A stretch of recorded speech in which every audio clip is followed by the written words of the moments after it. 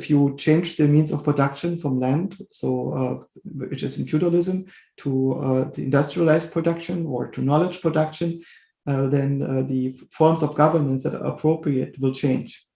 And I think that Marx was one of the first who described that succession.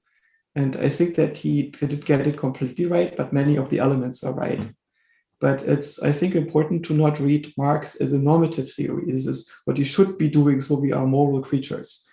But it's a theory of evolution. Evolution isn't of societies. It's not moral theory. It's a theory that derives its value by how well it describes what we can empirically observe. Can we empirically observe what Marx describes? Well, yes, to some degree. And we don't know if it plays out the way that he describes it. So at some point, capitalism runs into its last crisis because of its internal contradictions.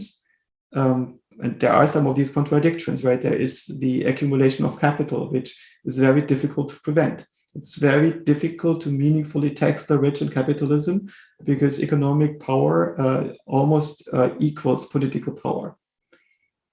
And if you have economic power, you are naturally interested to not lose that economic power. So it's very difficult to effectively tax you once you are above a certain amount.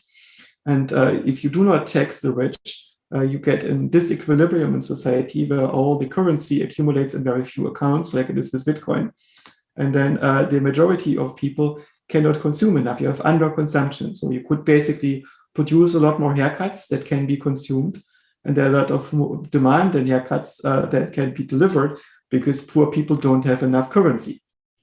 Right? So you would need to find a way to funnel in money at the bottom to get the entire economy working again and not have exclude large parts of the population from the economy. And this is one of the internal contradictions of capitalism that Marx describes that are difficult to solve within capitalism. Not because capitalism is evil, but because it's a certain system of regulation that has certain shortcomings by itself. So it needs to have an external regulation that is dealing with the intrinsic shortcomings of a pure capitalist economy.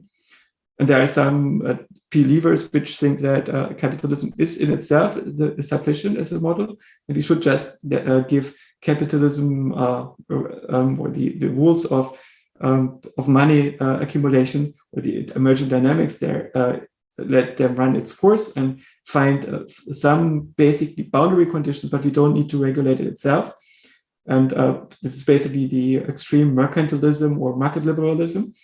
And it's not clear whether that would work. At least I don't know any simulation model where it would work, or computer game where it does work, where you have a large number of people playing in this way. I think that to get a computer game economy to work, you need to have developers that are more stronger than the economic forces in the game. Developers that are able to take out money at the top and put in new money at the bottom of the system that can regulate the monetary supply. Right? How can you do that? It's an unsolved problem in capitalism in the long run.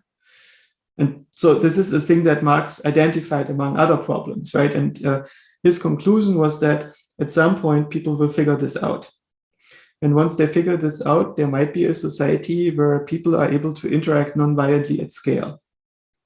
And this idea that there is a natural communal mode for society to interact at scale without violence and coercion, that idea is called communism in the Marxian world, or heaven in the Christian world.